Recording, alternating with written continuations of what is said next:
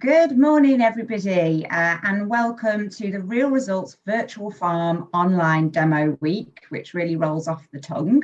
My name is Ali Richards, and I am the Campaign Manager for Cereal Herbicides. And this morning is all about weed control, and specifically grass weed control. This morning, we're going to be talking about the 4 pillars of your weed control journey and how they are going to impact your weed control journey over time. But I am not alone. I have 3 of my esteemed colleagues with me this morning. I would like to introduce Stuart Keevis, who is our Business Development Manager for Cereal Herbicides and PGRs. We have Matthew Keane, one of our Agronomy Managers, and we also have Louis Wells, who is a Market Manager for Solutions and Services. And at that point, I need to pat myself on the back, so I think I got everyone's job titles right. Yeah, no apologetic pints owed yet. Fabulous. So thanks ever so much for everybody for joining us this morning. We really do appreciate it, especially it being such a sunny and busy time of the year. What I would like you to do is just to, it's going to be a very collaborative session this morning. So what I would encourage you to do is please ask questions as we go along. We might answer them straight away. We might answer them at the end, but we really do appreciate it when people get involved. Any questions, please keep them firing through. Now, if we can move on to the slide. So the title of this session is, the 4 pillars of weed control and how they impact your weed control journey. But actually, we say the 4 pillars, we really should say some 4 pillars, because as you probably know, there are lots and lots of different aspects think about, especially when it comes to blackgrass and ryegrass control. But we're really going to focus on 4. We're going to focus on delay drilling, resistance management, pre-emergence herbicides, and we're also going to take a look at some digital solutions as well that might be able just to help you with that numbers game. But first, we're going to move on to talk about delay drilling. Now, delay drilling is one of those subjects that often comes up when you're talking about weed control, especially blackgrass control. There are lots of nuances to it, especially over the last 2 years where the autumn has been so tricky and so wet. But what we're going to do today, actually, we're going to take a trip back in time all the way to the beginning of June. And the beginning of June, we were really lucky to partner with NIAB at their Hardwick blackgrass site. And what we're going to do is that we're going to introduce John Cousins, and he is going to show you a bit of a trial, which is going to really show you that importance of delay drilling. So if somebody could run the VT for me, please. We're here today at NIAB's Hardwick blackgrass research site with some colleagues from BASF, but also a small group of members who've come relatively short distance locally. Unfortunately, we can't have a bigger open event here this year. We can't have that discussion and all of those people round to see the trials because of the situation with COVID. But what we've tried to do today is to do some filming and to really capture some of the key messages from the work that we've got this year, but also to capture some of that discussion, which is always such a really important part of those open days that we run in normal years. So it's a real shame that we can't have more people around to see some of the great trials that we've done this year.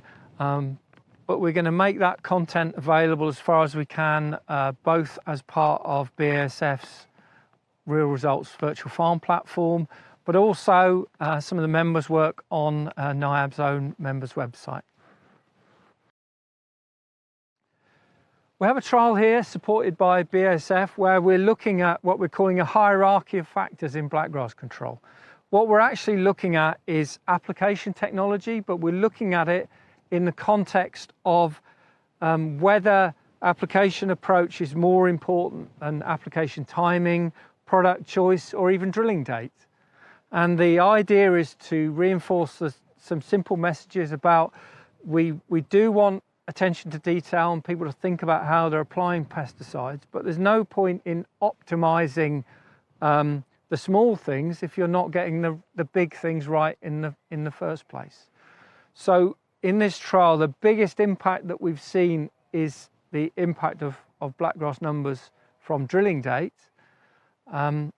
Overall in the trial, the second most important thing is actually product choice, and then application timing.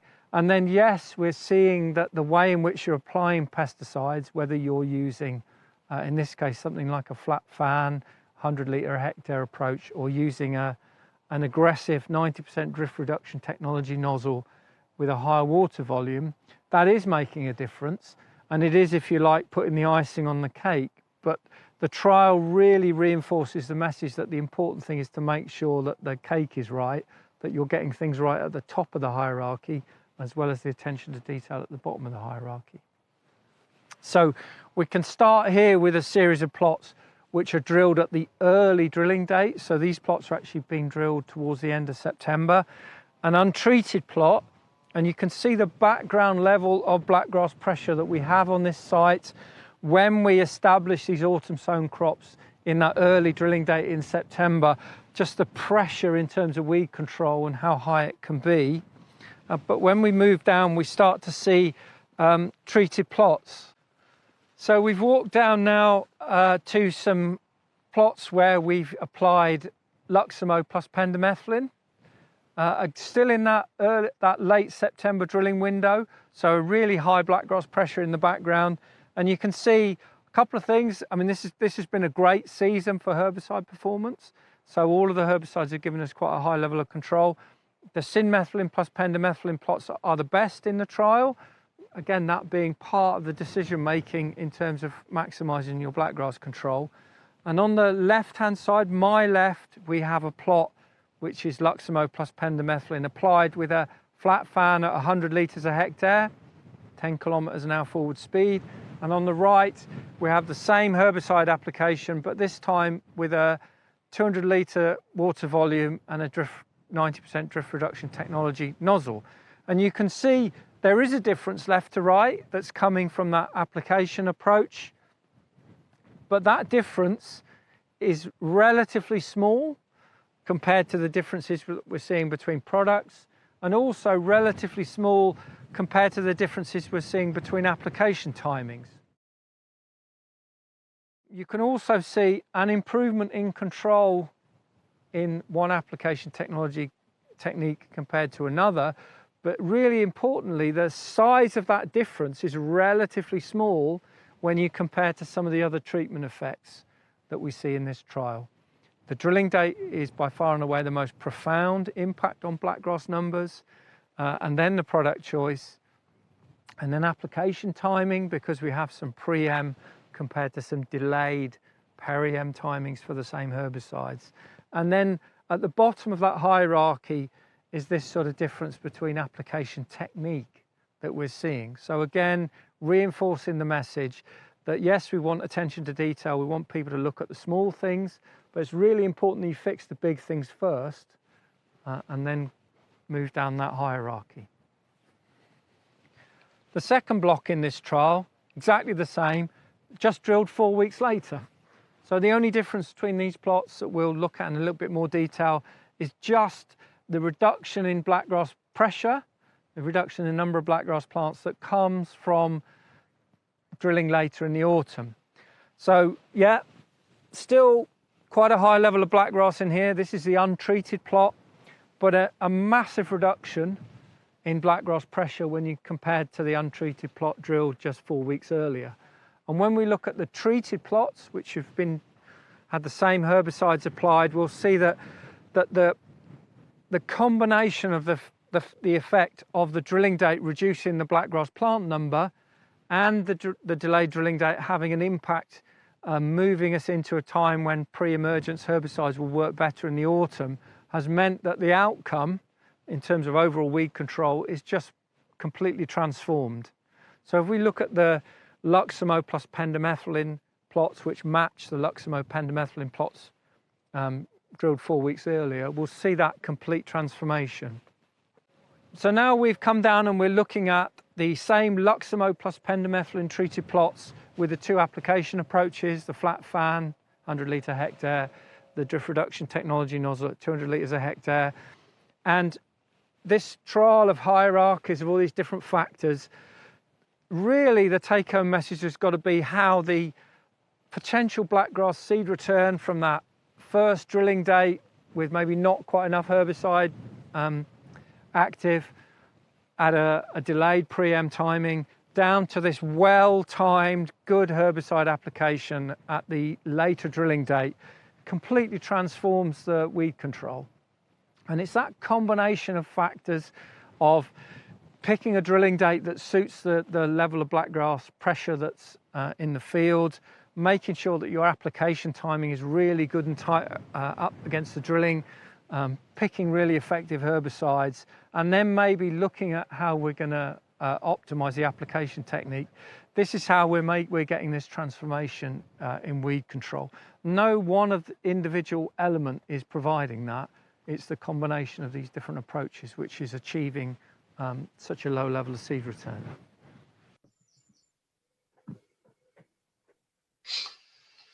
Brilliant stuff there from our Hardwick online open day all the way back in June. A massive thanks to John Cousins and all the team at NIAB for supporting us with that. Now, Stu, you had quite a lot to do with that trial, working with the NIAB team. For you, what are the key takeaways? Key takeaways. I mean, yes, first of all, Ali, it's always a joy to work with NIAB and John and Will there over at Hardwick. It's always a good learning day having a chat with them. I think it's basically reinforcing those messages that John said. I mean, there was such a visual difference in the field in between the drilling dates in terms of the blackgrass pressure. So that earlier drilled September plot versus the October drill plot, just the untreated alone, the difference in the blackgrass pressure through there was so visual. So really reinforcing that message again, particularly if you've got, moderate, medium, high blackgrass pressure situations. The power of delayed drilling really is a very effective tool at reducing those blackgrass numbers. I know there's a lot of sort of chat around what is delayed drilling, and we certainly do sort of say there is a difference between delayed drilling and what I call late drilling as well. And John's done work there to sort of show that actually there's a tipping point where delaying your drilling to get reduced blackgrass emergence becomes slightly counterproductive if you go late. And then, you've got slower growing crop, you've got more space, and you might have fewer blackgrass plants emerging, but they've got more space. There's less competition from the crop as well. And those blackgrass plants can grow into absolute dinner plates and produce high levels of seed return. So there is a sweet spot. I do think there's an ongoing discussion on what this sweet spot for delayed drilling is. We know we've had some bad autumns these last couple of autumns. We know life has not been easy for farmers in establishing their wheat. So we know there's probably pressure for people to want to come back a little bit earlier again. Can see that and can understand that. Matt may touch on that topic in a minute a little bit as well, but just want to reinforce though to everybody the power of being able to delay when you've got that blackgrass pressure still is very strong. And then as John points out in that video there, getting the pre-em chemistry on pre-em makes a difference as well. So if you can really make sure that the sprayer is following behind the drill and to give that pre-em chemistry the best chance to give the best overall control, and then putting the best chemistry on first makes a huge difference as well. There are differences in the products. Some are better than others, and putting the best stuff on first really makes a powerful point. Yeah, absolutely. Thanks for that, Stuart. And now, Matt, I know that you actually had an opportunity yourself to go to that trial over in June and take people around. And I think that, there's no denying that delay drilling is an important tool. But for you, looking forward towards autumn and considering the last 2 years where it's been a little bit difficult, what are you advising your contacts and your peers around delay drilling for the autumn ahead? Yeah, we were lucky enough to be able to have a look around the trial with farmers and agronomists, and it was lots of great messages and trials that John and the team carry out at Hardwick. Essentially, like John said, like Stewie said, my advice to farmers and agronomists remains pretty much the same. And we are really aware of the last 2 autumns that we've had, and it's quite a difficult message around delay in drilling. But it's very clear that delay really helps. A 3 to 4 week delay gives you a massive reduction in blackgrass population. So it really does matter. I think in some cases, my advice would be, if you can't spray it pre-emergence in very high weed situations, then maybe don't drill it. As Stu said, the best efficacy from the herbicides are when you've got decent seedbed conditions, when you delay drilling, and when the sprayer is essentially right behind the drill. If we start to compromise those timings, then that's when the weed is starting to get away from us a little bit. Thanks, Matt.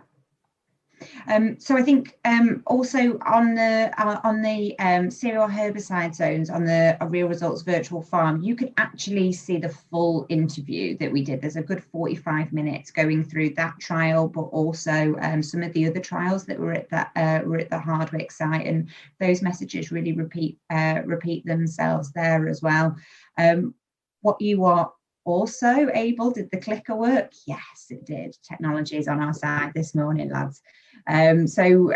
What you'll also see in that cereal herbicide zone is you can go in and you can go through our trials gateway as well. You can actually go and have a look at one of the product trials that was at Hardwick, NIAP's Hardwick site this year. So you can go on, not only will you be able to see the difference in treatments, especially with our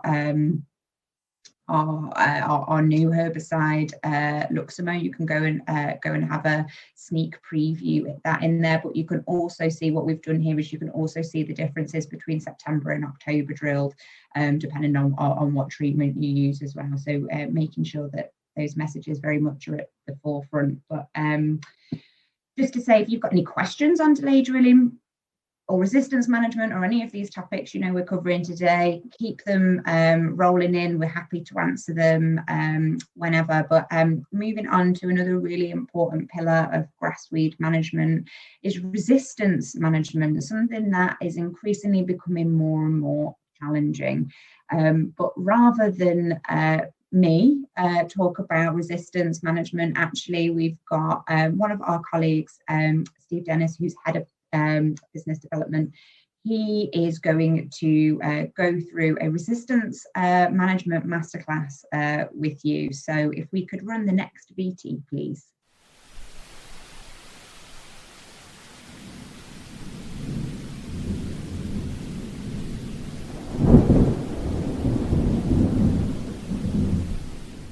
Hi, I'm Steve Dennis. I'm Head of Business Development for BASF in the UK and Ireland.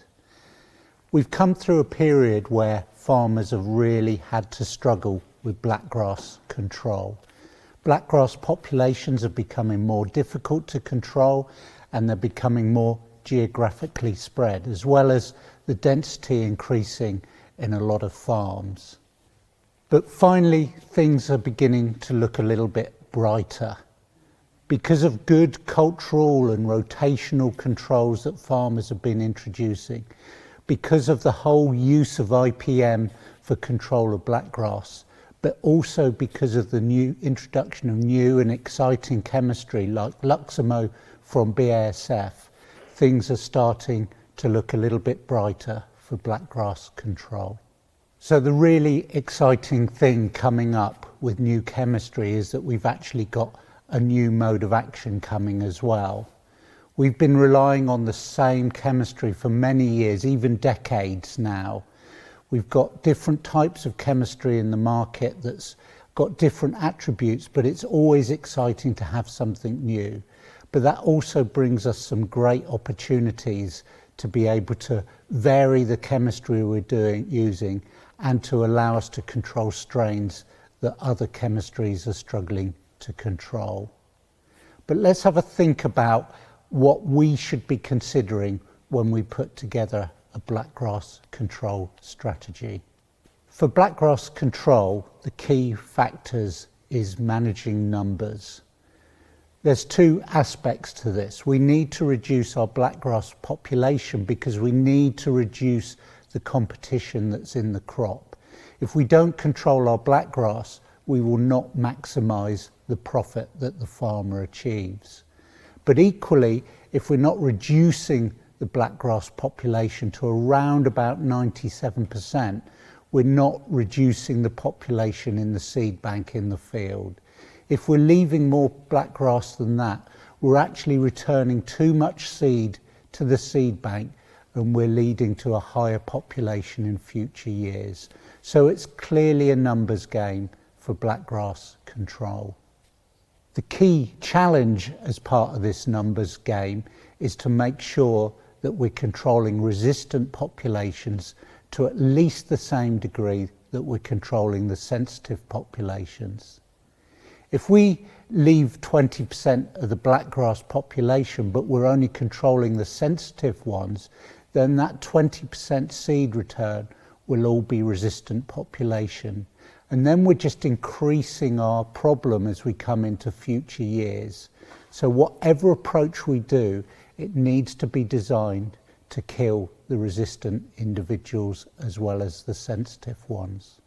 The other part to this numbers game is the yield impact. And for every one blackgrass plant per square metre we leave, we can actually reduce yield of that crop by 1%. So as I said already, it's all about numbers. We've got to achieve the highest control we can achieve without driving towards resistance. The best way to achieve this control, to actually get down the numbers of resistance individuals as effectively as we get down the sensitive individuals, is by using cultural control. This means the methods that we can do to reduce the population before we use in-crop herbicides. So this could be delayed drilling, for example. The later we drill our crop, the less blackgrass emergence we have. It also gives us the opportunity to create stale seed beds, thereby allowing blackgrass to germinate, and then we can use lower risk herbicides such as glyphosate to reduce the population. Another technique we can use is rotation, putting more emphasis on spring cropping, because spring cropping is ultimately the greatest delayed drilling that we can do. This allows us to use glyphosate before we drill, but it also means that we get a lower emergence as well in the spring. And a lot of growers have used techniques such as this to really start to get on top of their blackgrass population. But there is only so far that we can go by using these cultural methods. Ultimately, if we're going to grow these crops, we still need to be able to control the blackgrass we have in the crop. And that means, of course, using herbicides. Now, there's two types of blackgrass herbicides that we can think of.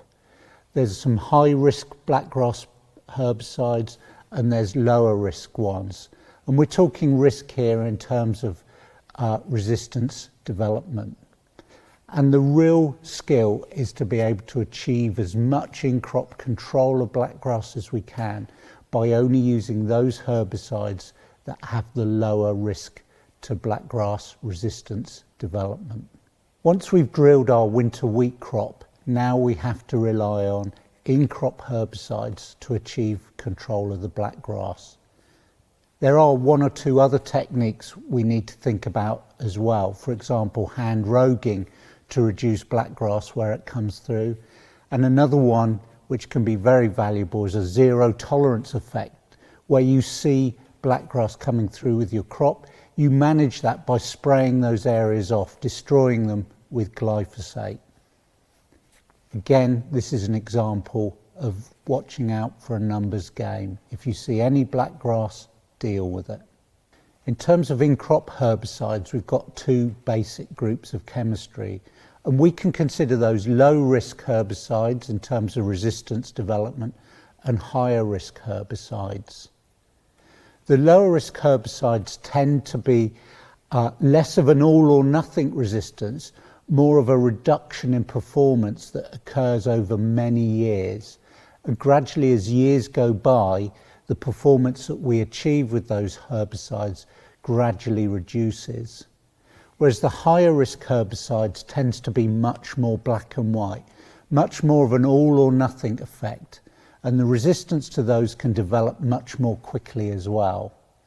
So again, like with using IPM approaches, like with using cultural control, it's better to use the lower risk herbicides before we use the higher risk herbicides. Now, the lower risk herbicides tend to be the pre-em type herbicides.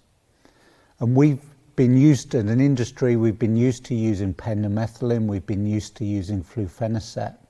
These are the key active ingredients in this sector. We've got others such as trialate, prosulfocarb, have a role to play there as well. Diflufenicam, picolinophen, these are all useful additions as well. And the good news is we've got a new mode of action with Luximo that's coming into this class as well. So the higher control we can achieve using this chemistry, the better. But we need to use them correctly. And that means using them as early in the life of the crop as you can. They're more effective when they use pre-emergence.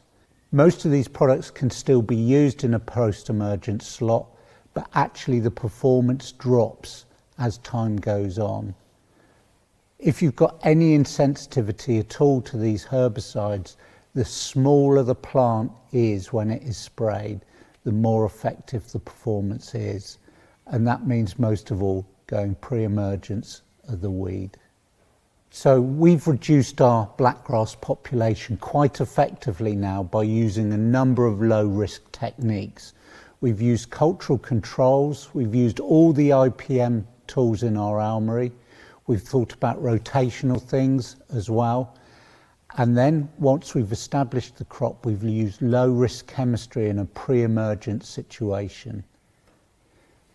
And if everything has gone to plan, we will now have reduced our population very, very significantly. And in some situations, that may be enough. We may now have achieved sufficient control that we do not have to employ the higher risk chemistry types. This is really helpful if we can do this, because the more years we can get away without using those higher risk chemistry on our more difficult fields, the slower it will take for resistance to develop to those herbicides. But there will be situations where we need to use these higher risk herbicides. These are the more contact type herbicides that you'll be familiar with. ALS inhibitors, ACCAs inhibitors, things that you use within the crop, standing crop, to actually achieve blackgrass control. As we said earlier, these herbicides tend to have more of a black and white type resistance. Rather than a gradual development, we find that the resistance develops much more rapidly. And actually it gets quite quickly to the point where they're of no value within the crop at all. That's why we need to protect them. So when you're using them, again, use them in a way to manage numbers. We need to get numbers down as far as we can. As much as possible, only use them in mixture with other active ingredients rather than on their own. And use all stewardship approaches you can to protect them. Make sure you're using them under good conditions. Make sure you achieve good spray coverage and follow the manufacturer's recommendations. So to control blackgrass in a sustainable way, it brings together two factors. There's the farm profitability question and there is the resistance management. But the good news is both of these drive us to the same end.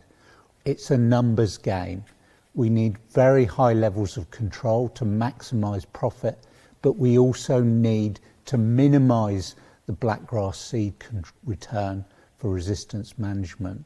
So we need high control from both sides. So use all the techniques that are available, use the cultural control, use the rotational control, and then use the chemistry in a sustainable way to achieve the best performance on your farm. BASF. We create chemistry. Great, thank you to Steve for that and for all the work that went into that. We hope that it was helpful and informative, and it's not available to go and look up or catch up at the Real Results Virtual Farm just yet, but it will be very soon. Now, Matt, it really is a numbers game. I think Steve said that quite a lot in that video. So, you know, if it is a numbers game, what's the most common missed opportunity from your perspective that you see quite often to really get those numbers down? Yeah, it really is a numbers game. You know, Steve said 10 heads per metre squared equals 1% yield loss. So it really is a numbers game. 10 is not very much. You look at the populations that John was looking at in the NIAB trials, and they're way higher than that. The biggest missed opportunity, I think, is where we have good years of control and our IPM is working for us, and we've made the switch to delayed drilling or spring cropping and things like that. I think we often miss doubling down on that control and really being bold enough to delay drilling again, or using a different variety that's a bit more competitive, or switching to 2 spring crops, you know, utilizing the stale seed beds like Steve said, really switching your rotation to take advantage of the 1 year that you've had excellent control, and really doubling down, making as big a difference as you can to those numbers, you know, getting it below 10, getting the efficacy and the herbicides working to above 95-97% control, so that you're not standing still, you are making a difference to the seed return and the numbers of weeds that you're getting. Absolutely, yeah. Thank you for that, Matt. And Stuart, I think Steve did allude to it, or actually said it a few times, talking about new chemistry and how chemistry plays into it. Obviously, cultural controls are still massively important. But can you tell us a little bit about the future and how you think new chemistry will play into this resistance management? Yeah, certainly, Ali. I mean, new chemistry, you know, has a very important part to play. We know, you know, the current chemistry set we have at the moment, it sort of shrinks a little bit, and it's aging. It's holding on to just about doing a job, but a lot of farmers are having to put some very large stacks of chemistry on. But I mean, mixing mode of actions is a good thing to be doing anyway. But when new chemistry comes into place, I think it really will help take some of the pressure off and give some better choice. So particularly for us, with Luximo coming to the market, you know, Luximo is not only going to be a new product, it's not only going to be a new active ingredient into the blackgrass market here in the UK, but it is a new mode of action. So it really complements the chemistry that's available now. But, you know, it's more than just a new mode of action. We've shown it, and we will continue to show that it's a very effective new mode of action, and it really will be a step on to what flufenostat is currently providing in terms of grass weed control. Luximo, you know, we're showing is on a 1-to-1 basis around about 20 percentage points better from a solo to solo. So it really is a marked improvement on what we have right now. And as Steve said, because it's a numbers game, you know, when you put things into programs, you know, Luximo will not be available solo. It's going to have to be mixed with other modes of actions. And when you compare a Luximo program to a current chemistry program, you still get this incremental little bit of extra control on top. And I think what we want to highlight is, you know, these percentage points, sometimes they don't look very big on grass when they're shown to growers and briefing meetings, agronomists and things like that. But actually, as we've been talking, it is a numbers game, and every extra percentage point in control really does matter. So getting new effective chemistry that is a new mode of action that complements the current chemistry set we have will be a very, very powerful tool for growers going forward. Yeah. Great, thanks, Stuart. And just on that, we actually have a question from Mark Tinsley, who's joined us this morning, and that's his question is a pretty simple one. When will Luximo be available? When will Luximo be available? You might say it's a simple one, Ali, but Mark Tinsley might not understand the regulatory process that manufacturers have to go through, which is far from simple. So it's in the final throes at the moment, and we can't second guess our UK authority. They're very, very good. They're very, very thorough in what they do. So it's in that final process right now. And we will have to wait and see. We certainly are expecting to be able to be fully launched and selling in autumn 2022. We wait and see whether there's any opportunity to be any earlier than that. It's certainly what we're hopeful for, autumn 2022. So watch this space. You'll certainly be hearing a lot from us about that. Now, Stuart, actually, one of the other key pillars we've spoken about it is pre-emergence herbicide. I think we've been very deliberate in talking about resistance management and delay drilling first, but as we're talking about chemistry, Stuart, I'm going to hand over to you now to go through just some best practice guidance as we look ahead to the autumn. Okay, Ali, thank you very much. So we'll just start reinforcing really the messages that we've just been talking up till now. So we don't have to spend too long on here, but we know it's a combination of techniques that need to be implemented to get the best overall control. So we've shown that we really must build a very, very solid base in our overall level of control first. And the bottom of the pyramid there, the large foundation to that control is the cultural control, the IPM that you need.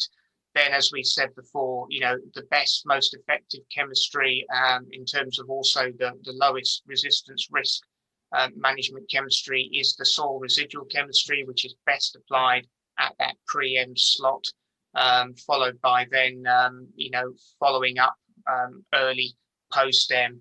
And then if needed, then the contact material comes on a little bit later. If you just quickly build for me, please, Ali, I think there's 2 builds to come in. So as I think mentioned in Steve's video there, start at the bottom, and John Cousins mentioned it, get that base right first before you start working your way up and not relying on just one thing going through.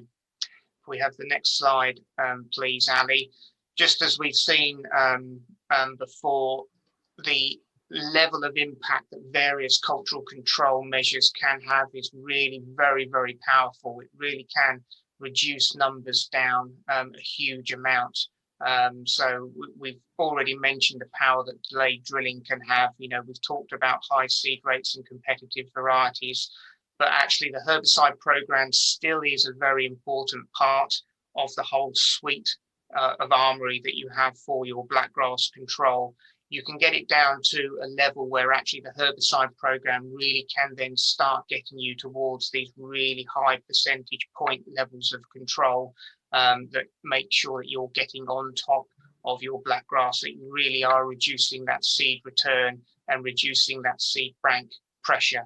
So they all work together, and not just one element on its own is not going to be effective. You do need to use that combination of techniques to really get on top and get that seed return numbers down as low as possible. If we have the next slide, please, Ali. We've also shown that timing really is very important, and this was actually very clear at the Hardwick site this year. And as Ali said, you can look at these in more detail on our Real Results site and take your time to go through. But, the same chemistry applied in that early drill situation, the difference between pre-em chemistry and actually just, less than a week later, peri-em was very, very stark. So as Matt alluded to earlier, making sure that the sprayer can follow the drill if you're in these high pressure situations, if the sprayer can't get on and you get those products on in that pre-em slot, do just maybe consider whether you should be drilling, delay the drill to make sure you can follow with the sprayer. But then, you know, all those cultural control techniques taken into account, making sure the sprayer can get into the pre-em at the right place, then the message is very clear to get the best products on first. So if we go to the next slide, Ali, for us at BASF, you know, we have shown that Crystal performs over a number of years, over a range of different autumn conditions that we have had. The combination of Crystal plus diflufenacin, so you have your flufenicet, you have your pendimethalin, and you have your diflufenacin. That's 3 different modes of action, all combining together and consistently performing year on year and giving better than, you know, the current market standards we have available to us. So getting that Crystal on in that pre-em slot gives you the best chance to really get going and getting good level of blackgrass control in your crops. I think, Ali, I have back to you. Thank you. You do. Thank you, Stuart, for going through that with us. We only have one pillar left at this point. So if you've got any further questions from anything that you've heard, please get them in now so we can make sure that we've got time to answer them at the end. But it's now time. Louis Wells has been patiently waiting for his turn to talk this morning. So thank you, Louis. I'm going to hand over to you now, and you could start giving us some ideas about how we can use digital to really drill down those incremental numbers. So over to you. Great, thank you very much, Ali, and yeah, really enjoyed the discussion so far this morning. Lots of really interesting stuff, and certainly definitely areas where I think digital can support with this numbers game and really, you know, that zero tolerance approach to grass weed control that we need.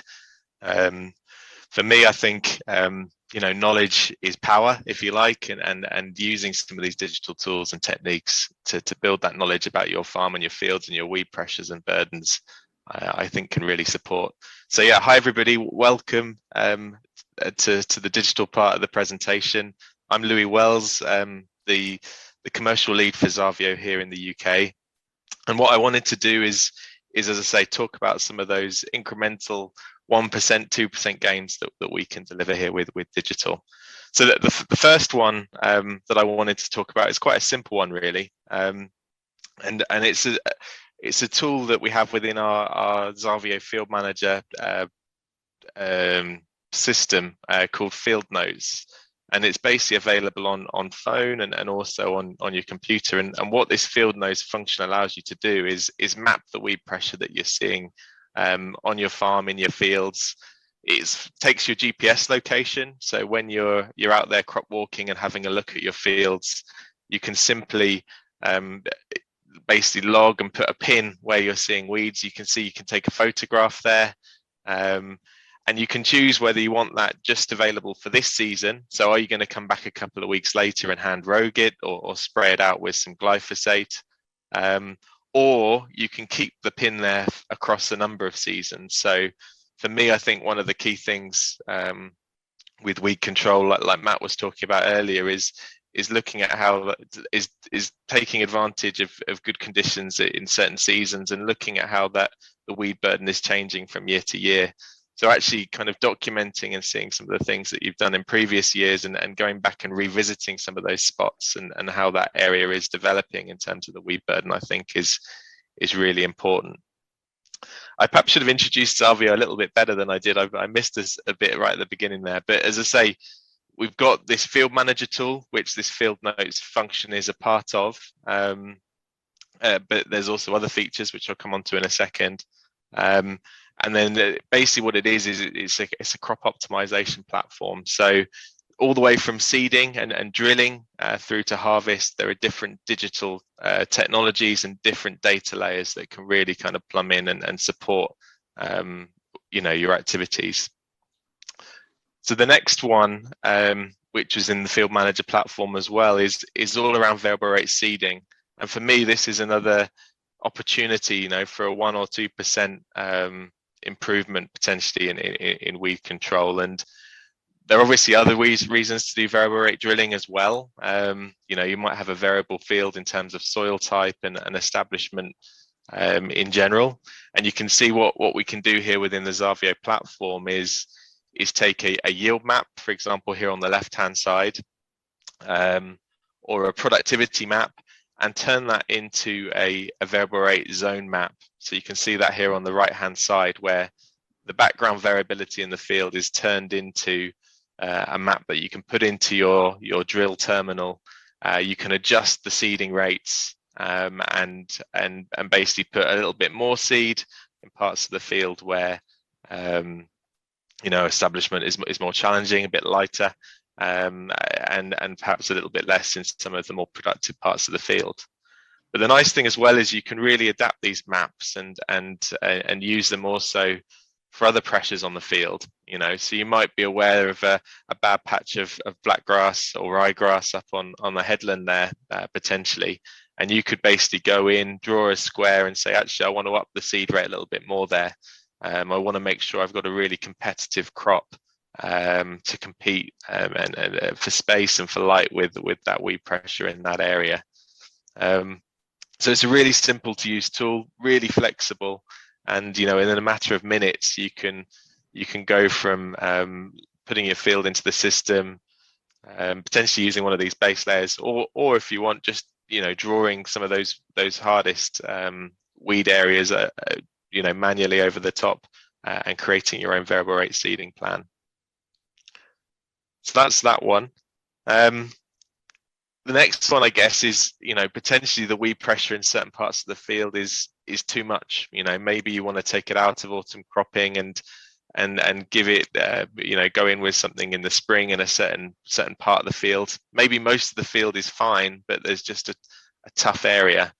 And I guess if you're doing that and you're taking an area out for a situation like that, you know, what do you want to do instead? Or, you know, are there other areas you could use that area that you're taking out of production? And one feature that's quite new within xarvio Field Manager is this biodiversity field planning technology. So here you're able to look at various different data layers and map layers. Again, you could be looking at the productivity of the field, which is on the left-hand side there. So are there parts of the field that are a little bit less productive? That could be due to weed pressure. It could be due to other reasons as well. Perhaps, you know, those are the areas that you might want to remove, or as I say, it might be due to weed burden and removing an area due to that high weed burden pressure. But then, as I say, what do you want to do with that location? And here we've got UK for Centre of Ecology and Hydrology have created some really exciting map layers around biodiversity, and basically taking a whole load of different factors and basically using them to create maps and map layers that show the best places, for example, for a pollinator mix, or for bird feed, or for, you know, a number of others. And basically you can see in this example here, to the right hand side of the field, we look at the second little map along with those two green ticks. Those areas are highlighted as being better for pollinators in this example, and if you're establishing a pollinator habitat. So you could put one of those in there in the summertime, for example, or the springtime, which could then, you know, do some good for your field and your biodiversity on your farm in general. Of course, really important that it fits in with tram lines and, you know, the situation in the field, and it's easy for you to manage. So in this example here, we decided to put it in that bottom right hand corner, just so it's out the way, tucked out the way, and isn't really interfering with practices on the field in general. And again, you can put this map layer into your terminal, and therefore, you know, that area isn't going to be sprayed, it isn't going to be seeded, and, you know, you can look after it separately and drill it a little bit later in the year. So again, for situations where perhaps, you know, you want to take an area out because it's too weedy, this could be perhaps a nice option, putting one of these in later in the summer. The other one that I wanted to share is actually to do with a different tool. We have a phone app called xarvio Scouting, and xarvio Scouting is free to download. Definitely encourage you to have a look at that on your Apple store or on your Google Play Store. And basically, what it does is it uses your phone technology and your camera technology on your phone. You can take a picture of weeds, for example, here with our weed identification tool, and it basically can take that image that you've taken in the field, beams it up to the cloud, and compares it with our data sets of different weeds across the UK and across the world, and gives you an opinion around what it thinks the weeds are, as well as counting them and giving you a percentage cover and a weeds per meter squared. Unfortunately, it doesn't work for grass weeds. Black grass and ryegrass and other grass weeds aren't currently in the tool. It's more of a broadweed tool. But still, I think it can give you a nice idea of the background broadleaf weeds that you have in a field, and that background weed pressure. And again, this connects into that field manager platform I was talking about earlier. So if you're wanting to kind of build up that knowledge and that data bank around your farm and the situations in the different fields, and looking at how that's changing from year to year and season to season and across the rotation, I think this can be a really nice piece of evidence, I guess, you can build in there. So I think that's all from me, Ali. Hopefully a whistle-stop tour of a couple of different digital functionalities that I think can really help with that zero tolerance approach and keeping on top of blackgrass. Great, thank you, Louis. Always really interesting to hear from you and from the xarvio team. I especially love this relationship between weed control, digital and biodiversity as well, in sustainability, and much more of that to come, I hope, in the future. Now it's really time to take some questions. We have one on the line currently. So Stuart, Matt, Louis, you might just be off the hook. We'll see if any more come in. But the first one is for Stuart. They're always for Stuart, I'm afraid. He's used to it now. But this is specifically about Luximo. So what effect, if any, does Luximo have on brome grasses?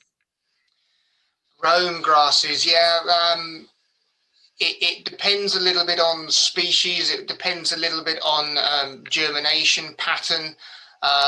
Work that we have done has found that particularly probably against sterile brome, if germinating, in that autumn period, Luximo as a soil residual chemistry is having a good contribution towards sterile brome control. We've seen some results that have been very encouraging, but generally speaking, most of the pre-em soil residuals provide good contribution. You generally still need to sort of come back and top up again with a post-em type product. There is obviously more talk around potential ALS resistance in brome species as well. So I think it is important that you get a soil residual base on as well where that is a problem. So yeah, Luximo and combinations we've had tank mix partners with Luximo are doing a reasonable job against sterile brome, in line with what other soil residual chemistry is providing. For some of the other bromes, they are a little bit more difficult to control, I'm afraid, and particularly if they're spring germinating as well. Your autumn soil residual chemistry has run out of steam probably by then, and you are relying more on the post-em options you've got. Great, thank you, Stuart. We've got no more questions, but just in case any stragglers do come through, I'm gonna put you all on the spot, all three of you, even you, Louis, and I'm gonna ask just this really simple question, which is, what is your top tip that you think people should be considering as we start to plan and think about the autumn? Matt, I don't know if you want to go first. I mean, probably no one wants to go first, but someone has to. My top tip, and it makes me really unpopular with agronomists and growers, particularly given the autumns that we've had. But it's clear that if you can delay drilling where you know you've got blackgrass, that is the biggest benefit you're going to get. And you make the biggest difference. It doesn't cost you anything. It's just having the mindset and being bold to delay your drilling by a couple of 3 weeks. And we've seen consistently across trials, be it at NIAB Hardwick or in-field farmer trials, you're making a huge difference to the population.